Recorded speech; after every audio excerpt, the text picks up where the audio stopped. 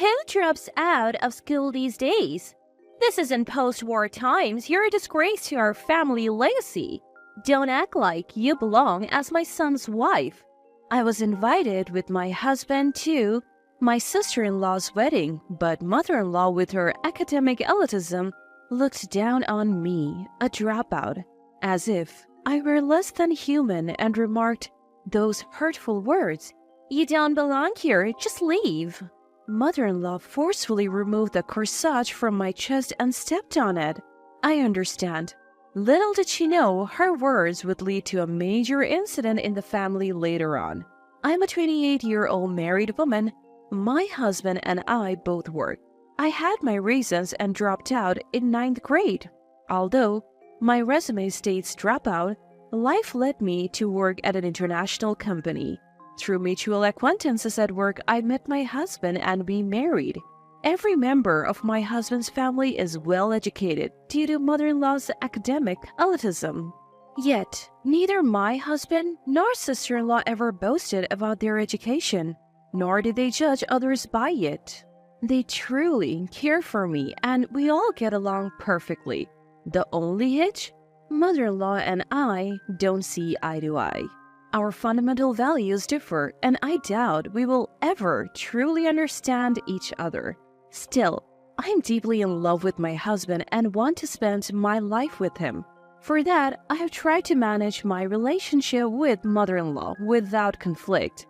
But mother-in-law, she's different. If she dislikes someone, she can't just ignore them. She goes out of her way to make them feel small. Once, when invited to a family dinner, I found a different meal prepared just for me. This meal is perfectly fine for a dropout like you. I have never heard of anyone dropping out these days. Maybe you're from an era when women were told they didn't need education? Only a bowl of green bean soup and a scoop of mashed potatoes were in front of me. You should be grateful you even have mashed potatoes. My husband interjected. Quite the surprise you have prepared. I'm guessing you're trying to disappoint my wife first and then surprise her later? He was aware of mother-in-law's ill intentions towards me. He had reassured me before we left home. I'll protect you, no matter what. Sister-in-law entered a bit late. I'm sorry, I'm late, she said cheerfully. She began to lay out the dishes she had brought. I found some delicious delicacies. They cost $1,000 per gram. I wanted to share them with sister-in-law. Oh, and of course, you too, Mom. I realized what my husband meant when he said he would protect me. Unable to enjoy my distress, mother-in-law looked visibly bored. But she wasn't the type to give up easily. Speaking of which, my nephew got into Montessori schools of America. I wonder if you, a dropout, can understand the excellence of such an institution? Having a mother like you must make one worry about their child's future prospects. She went on about how this preschool had a program leading up to college. Partnerships with renowned international schools produced famous scholars, politicians, etc. She rambled as if she had memorized a script. And then, looking satisfied, she asked, "So what do you think?" She knew I wouldn't be familiar with these institutions in my own country, and she intentionally asked to see me falter. People used to say that dropping out was a national disgrace. My father-in-law is a quiet man and says nothing even when my mother-in-law spouts such harsh words. Well, he can't. My sister-in-law ignores my mother-in-law's bragging and speaks at her own pace. From time to time, she tells me, "This is really good," and looks to me for agreement. In reality, I tune out most of what mother-in-law is saying. My husband keeps offering mother-in-law wine, seemingly trying to get her tipsy and out of the way.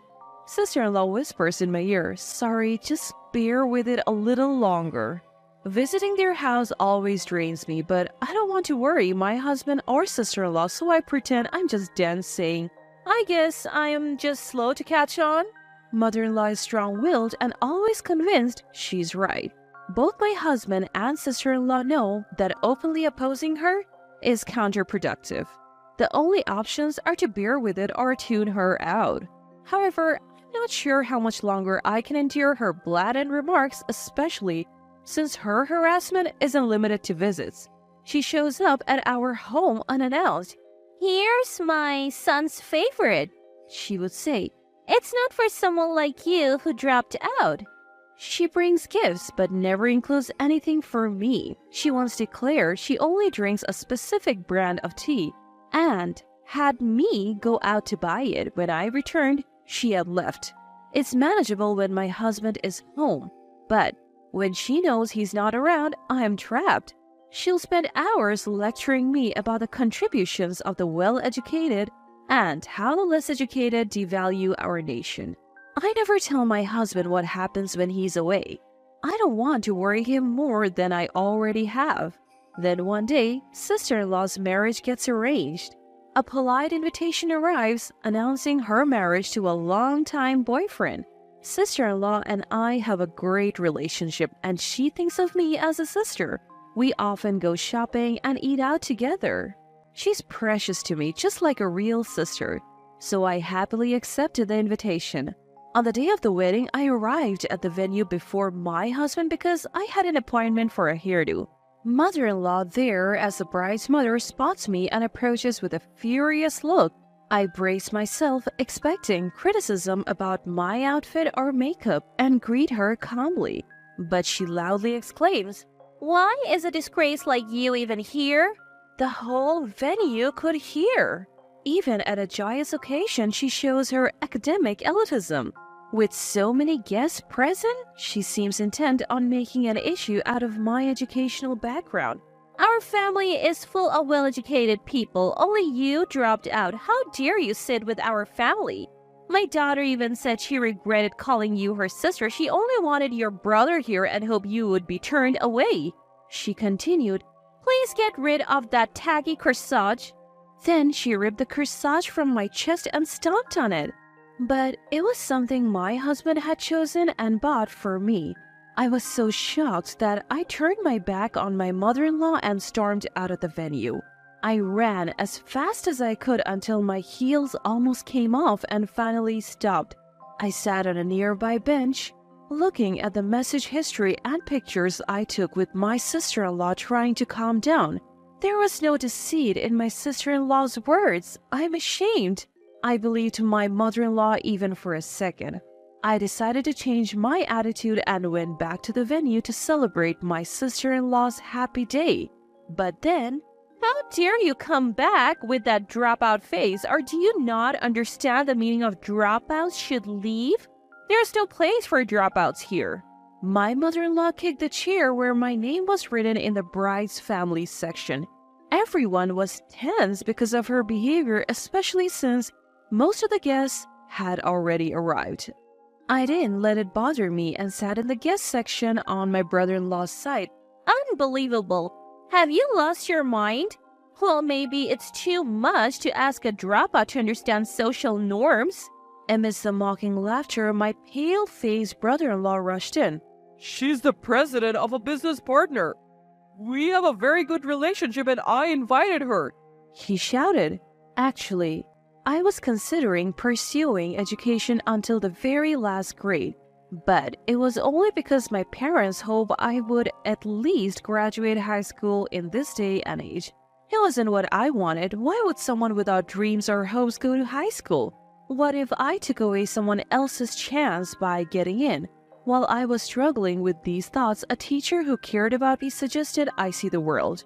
With their help, I prepared to leave the US, and they supported me throughout. In the US, just taking a year off can label you as a failure in life. But I learned that's not the case in the wider world. You can study whenever you want. Going to school isn't the only way to learn. I realized that languages aren't just learned, they're acquired. By learning as needed, I found joy in living and working. I appreciated cultures that didn't discriminate based on education or nationality. I returned to the US once as an adult as my parents wished, but left again soon after.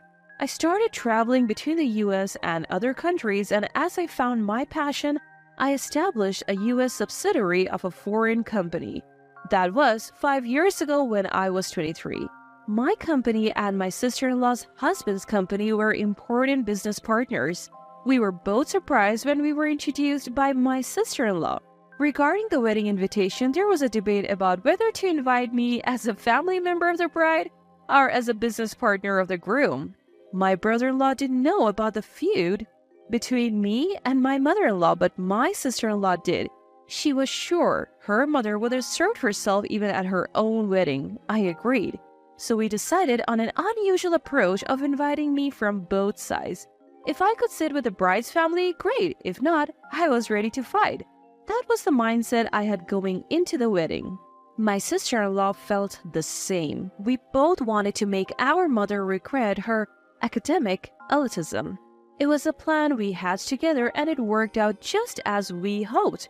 My brother-in-law was panicking, asking, "Are you trying to ruin my business?"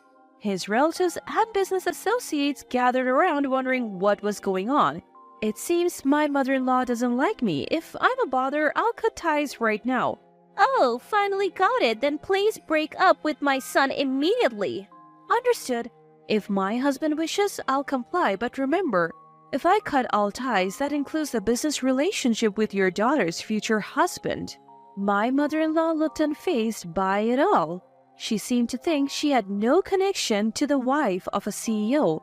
But my brother-in-law and his family were visibly pale. Some bowed, deeply apologizing to me and urging me to reconsider, while others confronted my mother-in-law demanding she take responsibility. Hearing the commotion, my sister-in-law arrived and was furious when she learned what had happened. I was fed up with her academic elitism, but I didn't realize she was so clueless about how businesses work.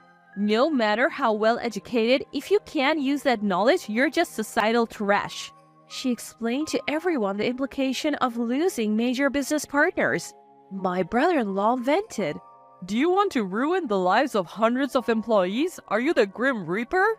My sister-in-law added, "Your presence ruins any happiness. Leave and never show your face again. I no longer consider you my mother." My husband added, "I have no intention of leaving my wife. If anyone's cutting ties, it's me with you." Coldly, he said, "She's not a part of this. Escort her out." And so, my mother-in-law was thrown out of the venue. Despite the drama, my sister-in-law's wedding and reception went smoothly. It was an unusual warm-up act, but the ceremony was wonderful and everyone felt the joy. The newlyweds postponed their honeymoon due to work commitments, but they didn't delay addressing the issue with my mother-in-law. Through a lawyer, they formally severed ties. She was also sued by my brother-in-law's family, who saw her as a threat after her reckless behavior. My husband and I also put our decision to cut ties in writing, adding conditions like not approaching or speaking to us, which our lawyer communicated. Our business relationship with my brother-in-law's company remained strong. My mother-in-law, hearing about this, tried to mend fences with the newlyweds and began stalking them. She even showed up at their workplace where security had to escort her out. Eventually, the police were called. Meanwhile, my father-in-law, who had been quiet, was making moves. Satisfied with seeing his daughter's wedding, he was preparing for a divorce. When my mother-in-law came home for the first time in a while, he told her he was getting divorced, gave her some money, and kicked her out. He had tolerated my mother-in-law's behavior, hoping for a change.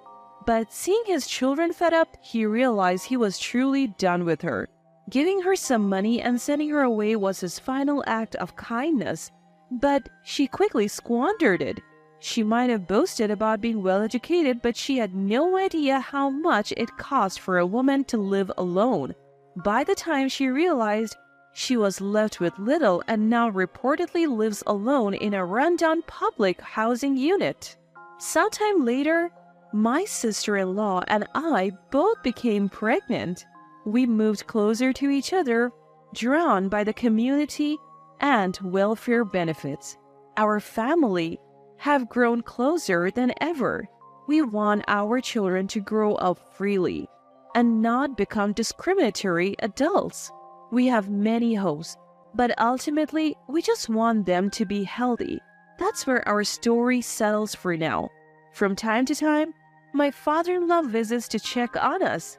Since the family structure changed, every day feels perfect and filled with happiness.